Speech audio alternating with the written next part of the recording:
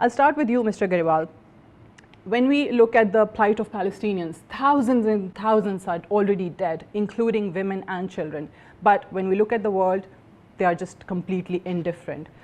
What do you have to say about their silence? Why those human rights activists, those champions, what will it take to, bother their conscience? Thank you so much for inviting me on this very pertinent issue. I am pleased to be part of this grave issue of the time.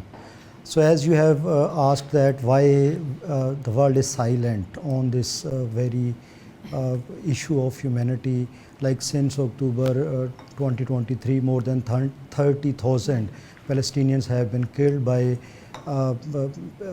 Israeli troops, which are primarily innocent children and women. I mean, in other words, I can say that they are non-combatant, which is a crime against humanity, as you have very rightly mentioned in your intro.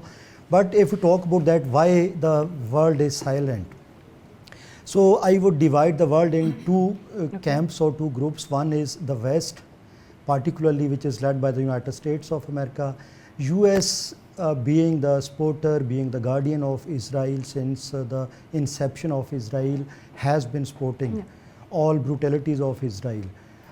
Because United States of America gets its benefits from Israel, and Jewish lobby is very powerful in United States domestic politics.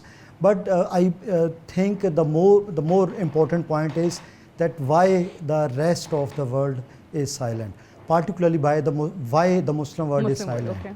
So I believe that this silence on part of the Muslim world is because of dependence of Muslim world on the West in terms of military. For example, United States of America provides military weapons to Saudi Arabia. United States of America has its base in Saudi Arabia, in Qatar, in Kuwait, etc. So similarly, Muslim world is highly dependent upon the West, again particularly on the US in economic terms.